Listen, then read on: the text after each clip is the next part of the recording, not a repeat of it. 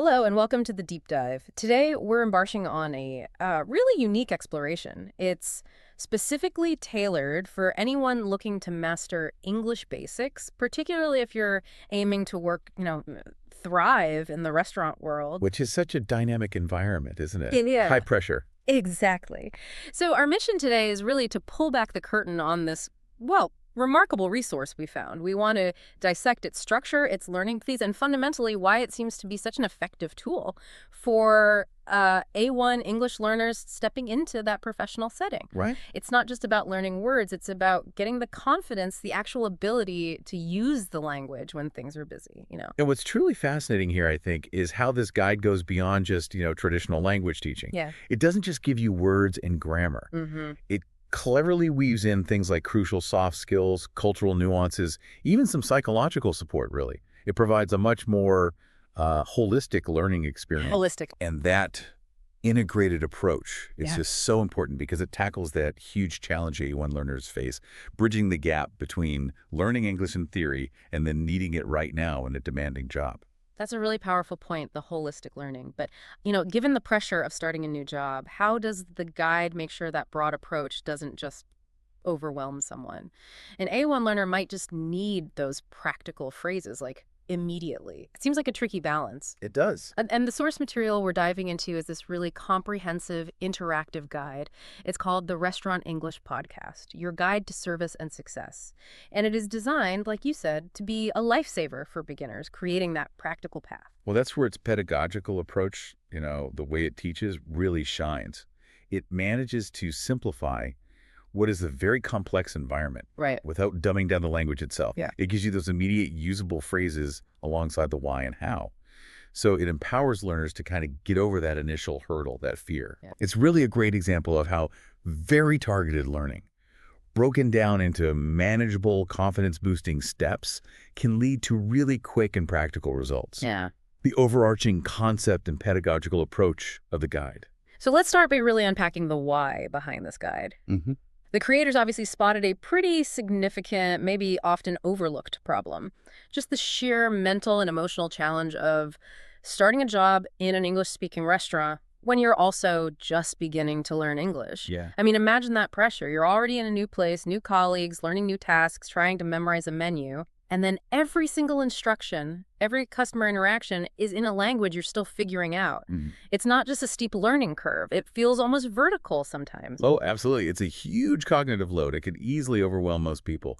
And the genius, I think, of the Restaurant English Podcast is that the creators didn't just see the problem. They designed something to directly ease that burden. Their clear goal was to make that whole transition much, much smoother. To basically be like a personal English tutor for someone needing immediate functional language skills. This isn't about, complex grammar rules or reading literature. Not academic. No, it's about giving you the essential language tools to survive and then hopefully succeed in that very specific, very fast-paced setting. And the scope is really quite impressive. It shows they really understood the learner's journey. They don't just give you isolated bits. They cover, everything from your very first day, meeting the team, understanding basic instructions, finding your way around, all the way through to handling more complex orders, dealing with different customer needs, and crucially, managing those problems that always come up in customer service. Always. It's like a start-to-finish language and soft skills course rolled into one, designed to be that sort of companion you need every step of the way. And what's really innovative, I think, is how they integrate the language learning directly into learning the job itself. It's not like, here's the English, now go figure out the job. Yeah. It's woven together. It's not just transactional phrases. It's about building confidence and understanding those subtle interactions that make for really good service. That whole integrated approach is key to stopping learners feeling overwhelmed because they can see a clear path from being a language beginner to being a confident communicator in their actual workplace. Okay, and this is where it gets really interesting. I think the guide doesn't just lecture you, it actually models the learning process. It does this through two really well thought out characters, Alex and Ben. Right. So Alex is presented as the friendly expert. He's supposedly a restaurant manager, 15 plus years experience, seen it all. And crucially, he's patient encouraging, a native speaker with teaching experience. Hmm. He speaks slowly, clearly, explains things simply, guides the lessons, gives gentle corrections, shares useful tips from his career. He's basically the ideal mentor figure. And if we connect that to, how adults learn best, this character-driven thing is brilliant for reducing anxiety. Yeah. It creates a psychologically safe space to make mistakes. Exactly. Then you have Ben, who's the learner. He's A1 level, new to restaurants, new to working in English. And he makes those mistakes we can all relate to, stumbling over words, forgetting things, mispronouncing stuff. Yeah. He asks the questions the listener might be thinking. He basically is the audience, representing the learner's struggles and successes. He models that progress, Yeah. practices the phrases, repeats vocabulary. It makes the whole learning thing feel less lonely, more shared. It's really clever. That kind of learning by watching someone else without the pressure of a real customer staring at you is incredibly effective. It really is, because by showing Ben making a mistake, getting gently corrected, and then trying again and succeeding, the guide just normalizes the whole process. It sends a powerful message. Making mistakes isn't just okay, it's actually necessary. It's how you learn. Mm. And for an A1 learner, that fear of sounding silly is often the biggest thing holding them back from speaking. So letting Ben stumble creates this sort of permission structure for mistakes, turns them from something embarrassing into just, data points for getting better. Absolutely. It's a masterclass in building resilience through relatable imperfection. Yeah. And that modeling of the learning journey itself, the practice, the feedback, again, it's a really powerful teaching tool. It's not just what they teach, but how they teach it by showing that effective feedback loop in action. Right. So it builds not just language skills, but also that vital sense of, I can do this, that resilience, which prepares them for real-world moments. And the guide isn't just like a static book or a dry audio file either. It's structured as this interactive podcast experience. Each chapter is like an episode, which makes it easy to digest, engaging. And the core learning is dialogue-driven, really trying to simulate real conversations. It's about listening, absorbing, and then crucially, getting involved yourself. That layered approach, going beyond just memorizing, that's key for deeper retention, isn't it? Definitely. It caters to different learning styles all at once. You've got the auditory learning. It encourages active participation. And very importantly, it builds metacognition, understanding how you're learning and why language works the way it does. Metacognition, right. Which brings up an important question for us. How does that active engagement actually lead to better, more lasting memory, especially when you're under pressure? This guide is a great model because it uses several key components in each chapter or episode. Exactly. It's not just memorizing words in isolation, it's putting them into action and understanding the why, which really makes it stick.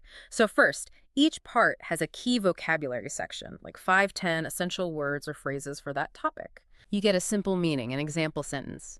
And the clever bit is the reinforcement. Alex says the word, Ben repeats it, then they both use it in a sentence relevant to the situation. That multi-sensory, collaborative thing is super effective for remembering. That systematic repetition, immediately linked to a real context, anchors the vocabulary in your working memory. Then they move into role-play scenarios. Yeah. These are short dialogues, deliberately slow-paced, so the learner can act out real situations. Alex models the right way. Then Ben makes mistakes, inevitably, and Alex corrects him gently, constructively. Okay. It gives you that safe space for immediate practice and, tweaking things until you get them right. And then comes the really valuable part, I think, the let's break it down section. This isn't just review. It's like getting a peek behind the curtain of English and its culture. Alex, the expert, explains why we say things a certain way, maybe highlights a grammar point that's tricky, or shares those cultural tips that are absolutely vital for real-world interaction. It's like getting the logic, not just the words. That break it down bit is so crucial for building that metacognitive awareness, understanding how the language works, the nuances, the sort of unwritten rules. It moves you past just memorizing to actually understanding. Right. And finally, to close the loop, there's practice time. Simple exercises, actively encouraging listeners to speak out loud. That hands-on active production part is just essential for building fluency and confidence in actually speaking. So what does all this mean for someone starting out on this journey? The whole philosophy of the guide seems built on encouragement, on empathy. Yeah. They use that metaphor of learning a language being like climbing a big mountain, acknowledging it's hard, it takes effort. But every single step, every word, every sentence makes you stronger. It reframes the struggle as part of the growth. That underlying philosophy is so important for keeping learners motivated. It's a really empathetic message of resilience and self-compassion. Hmm. Because it's easy to get discouraged with language learning, isn't it? Oh, absolutely. Especially after that initial burst of enthusiasm fades. Yeah. So they consistently talk about patience, celebrating small wins, reinforcing that everyone starts somewhere, and it's the steady progress that counts. And maybe the biggest thing, they tackle that huge psychological barrier, the fear of making mistakes. They say it right up front. Mistakes are not just okay, they are how we learn. That kind of consistent positive message is incredibly freeing for a beginner who might otherwise just freeze up in a real situation, terrified of saying something wrong. It creates that safe space to experiment, to practice, and just grow. Exactly. By normalizing errors, they dismantle a huge barrier that often stops people cold. It shifts your view of a mistake from being a personal failure to being a really valuable learning opportunity, which is fundamental for learning any complex skill, really, not just language. It builds mental toughness alongside the language. 2. Chapter by chapter deep dive. Unpacking the practical content. Okay, let's really dig into the practical stuff now, starting with chapter 1, your first day on the job. The scenario immediately puts you in that situation we all know, that first day nervousness. Ben actually says his heart is beating fast, new place, new people, new language. It perfectly captures that anxiety. And the goal of this chapter is clearly to ease that by focusing on first impressions and understanding those initial vital instructions. This chapter is absolutely foundational, not just for the language, but for fitting into any new workplace successfully. The vocabulary they pick is spot on for those first interactions. Like what? Well, words like manager, chef, coworker, defining the basic team structure. Then terms like schedule and uniform, essential logistics you need to know right away. Right, the practicalities. Exactly. And then basic orientation, kitchen, dining area, so you know where things are. And of course, the absolute basics of meeting people. Good morning, my name is nice to meet you. Yeah, the bedrock. The guide defines each one simply, gives a clear example, like Alex is the manager, or my coworker helped me. It roots the words in context immediately. And the role play in this chapter, Ben's first chat with Alex, Maria the chef, Tom the coworker, it shows these interactions happening naturally. You hear things like, welcome to the delicious Spoon restaurant. Nice to meet you too. And Tom's more casual, welcome aboard, is a nice touch, introducing that informal peer greeting early on. Yeah. And Ben quickly gets the instructions, uniform, locker room, 5 minutes. Got it. It shows he's starting to understand, which builds confidence. That leads straight into the let's break it down section on formal versus informal greetings, which is so insightful. Ben himself notices the difference between Alex's polite good morning and Tom's casual, hey, Ben. Right, perfect teachable moment. Yeah, and Alex explains it clearly. Formal greetings like good morning, nice to meet you are always safe, especially when meeting someone new or someone senior. They show respect. Informal ones like hi or hey are more for people you know well, or colleagues at the same level. And the guide gives that great tip, the testing the waters idea. What's that? Start formal, and then you can relax a bit if the other person does. It gives a clear rule for the learner. When in doubt, be polite and formal. That's actually really useful. A simple rule like that can prevent a lot of awkwardness in a new place. Exactly. It's critical for navigating social situations, especially at work, where respect matters. Okay, so after greetings, the guide logically moves on to the tools of the trade, bringing us to chapter 2. Know your tools, the dining room. The scenario here highlights a common beginner issue, mixing up everyday items. Yeah. Ben admits there's so many things, plates, forks, glasses, it's a lot. And the guide points out why clarity is crucial. A customer asking for those pointy things for eating meat needs you to understand they mean a fork. Right. Vague descriptions don't cut it in service. This chapter aims to build that precise vocabulary. So what kind of vocabulary? Well, the absolute essentials for the table. Fork, knife, spoon, plate, glass, napkin.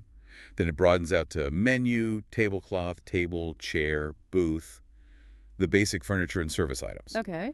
And then key areas like the host stand, the bar, and the restroom, places you'll need to direct people to or understand instructions about. Again, simple meanings, example sentences to reinforce the use. And the role play has Alex giving Ben a tour. Yes, and you hear Ben getting it. He identifies things like a plate, and next to it that's a fork and a knife and a spoon. He even gets tablecloth and napkin. It shows he's picking it up quickly. So you see the progress. Definitely. Yeah. Alex gives positive feedback And Ben can point out the host stand, tell someone where the restroom is. It shows he's not just memorizing, he's applying it in a simulated situation, which makes it stick. And the guide focuses on some fundamental grammar here too, doesn't it? Because getting that right makes a big difference in clarity. It does. The let's break it down covers singular versus plural, and this is a. Ben notices Alex says a plate, but then tables and chairs, which kicks off the explanation. Oh, right. The guide explains singular means one, usually with a or n before it, like a plate, and plural means more than one, usually adding an s, like many chairs. Simple, but crucial. Yeah, for an A1 learner, that's a really common point of confusion, isn't it? Getting singulars and plurals mixed up. Absolutely. It can lead to real misunderstandings. So the guide demonstrates this is A for one thing close by, and these are for multiple things close by. That physical demonstration linked to the explanation helps solidify it much better than just learning abstract rules. Right, makes it much more concrete. Getting that distinction right helps with clearer instructions, questions, everything in a busy place. Then building on the dining room, Chapter 3 heads into Know Your Tools, the kitchen. Ben finds it intimidating, calls it a whole different world. Which it often is. Right. The guide acknowledges that, explaining that even if you're not cooking, you need to know the basic equipment names to understand instructions like put this in the fridge. The kitchen is the heart of the place. Constant activity. So what kitchen vocabulary does it cover? The core stuff. Oven, stove, microwave. For storage, refrigerator, or fridge, which is common, and freezer. Then sink, cutting board for prep and cleaning, and pot, pan, dishwasher. Got it. The essentials. Exactly. Each word linked to its function with an example like, we bake bread in the oven, so you understand its purpose right away. And the role play. Alex shows Ben around. Yes, and Ben's comment, wow, it's hot in here, adds that touch of realism. Alex explains each tool, emphasizes safety. It gets very hot, so be careful about the oven. Ben picks up stove, pot, pan, and understands the difference between the fridge and freezer. It shows effective learning in that new environment. And there's a focus on verbs here too, right? Not just the nouns. Yes, absolutely critical. The let's break it down on simple verbs associated with kitchen tools is key. It clarifies why verbs like to cook, to bake, to fry, to roast, to heat, to wash, to cut are essential. Why are they so important? Because they connect the tool to its action. Understanding these verbs means you understand instructions better. If someone says roast the vegetables, you know it involved the oven and a specific type of cooking. It makes instructions much clearer and more actionable.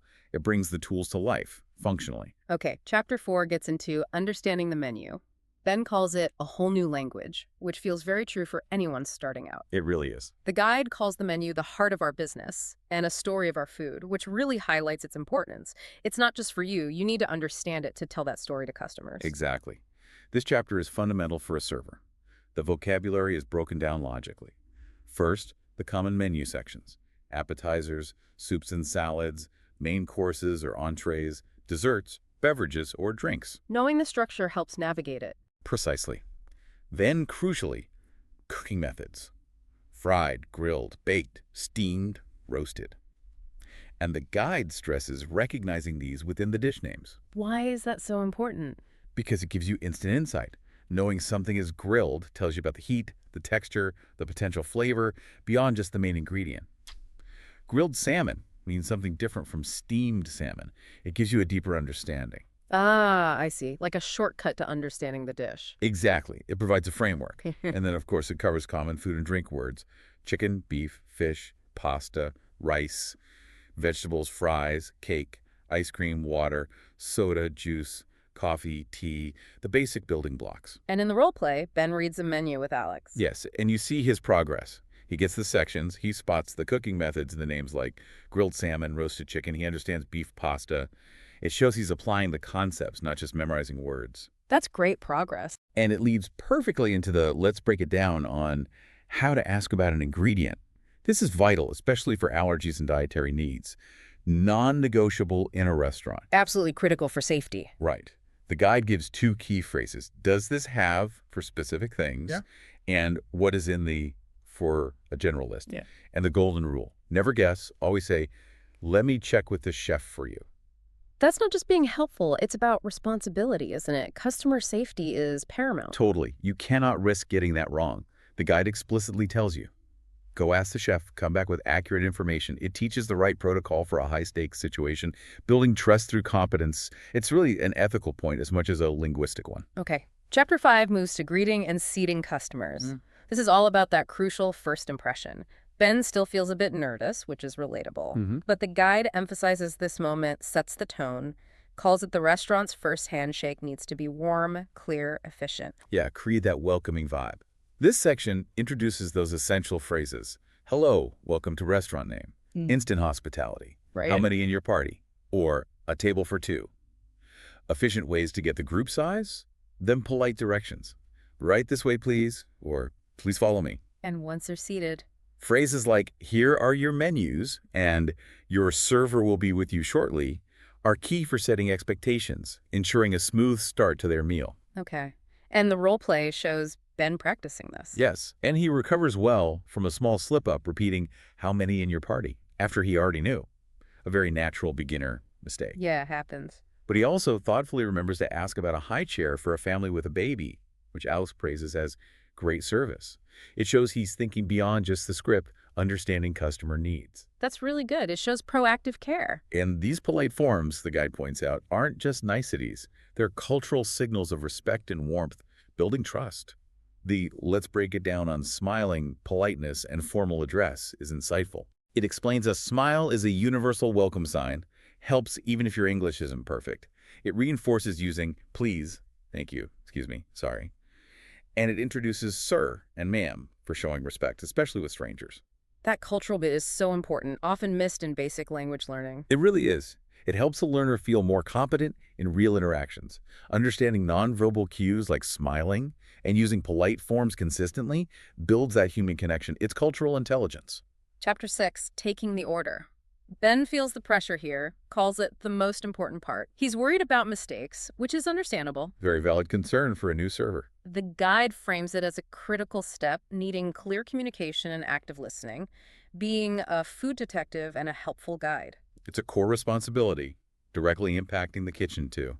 The key phrases guide the whole process, starting with, are you ready to order? Then moving through courses. What can I get you to start? And for your main course. Asking about drinks. What would you like to drink?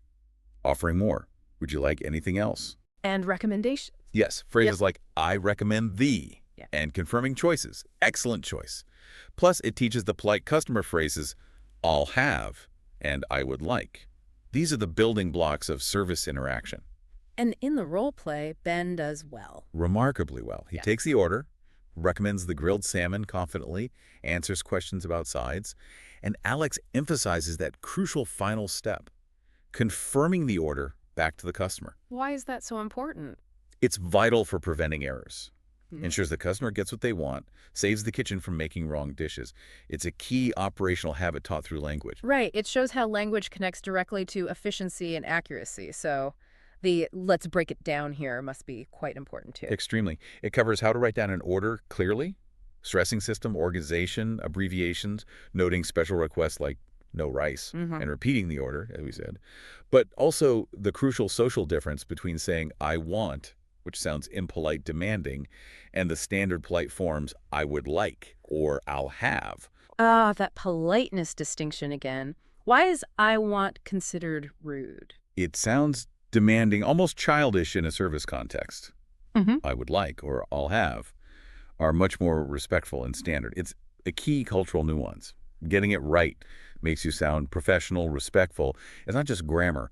It's social code. Understanding that elevates the interaction, doesn't it? From just taking an order to providing professional service. Precisely. It's applied sociolinguistics in action. Okay, Chapter 7 tackles the tricky stuff. Handling problems and special requests. The guide is realistic here. Problems will happen. Inevitable in service. But the key is how you handle them. The goal is to turn a bad situation good, become problem-solving superstars. It's basically a mini course in conflict resolution using language. Key phrases for problems are direct and empathetic, I'm very sorry about that, and solution-focused. Let me fix that for you right away. It highlights common complaints. This isn't what I ordered. My food is cold. Mistake on the bill, so you're prepared. And for regular requests. Covers the basics. Could I have more water, please? Can we get some ketchup? The signal for the end. Excuse me, we're ready for the check. Dietary needs. Do you have vegetarian options, leftovers? Can I get this to go everyday stuff. The role plays must be good here. How does Ben handle problems? Really well. Wrong dish, calm apology, takes responsibility, quick solution, take this back, bring beef pasta, priority for chef, drop fork, quick, simple help, get you a new one. Salty soup, shows concern, apologizes, offers options, taste it, fresh bowl, something else. It's empathetic and proactive. That framework seems useful anywhere. The let's break it down introduces a golden rule. Yes, always apologize, listen, and offer a solution. Apologize first, even if it's not your fault. Shows empathy, diffuses tension. Then, listen carefully, don't interrupt, understand the issue fully. Okay. And finally, offer a clear, quick solution. New dish, heat food, missing item, correct bill, or get the manager if needed. It's a structured way to de-escalate and recover the situation. A masterclass in service recovery through language. Finally, Chapter 8, the grand finale. The bill and saying goodbye. The last chance for a good impression, efficiency, accuracy, warm farewell. Make sure they leave happy, want to come back. So, key phrases. Presenting the bill. Here is your bill. Payment questions. Are you paying together or separately? Will it be cash or card? Gratitude and farewell. Thank you for coming. Have a wonderful evening day. We hope to see you again soon. Standard but essential. And it includes customer phrases like, keep the change. How much is the total? In the role play, Ben handles it smoothly, polite presentation, handles payment, gives a warm farewell, shows confidence. And this chapter tackles tipping culture. That's a big one. Huge. The let's break it down on understanding tipping culture is indispensable in countries where it's common. It defines a tip.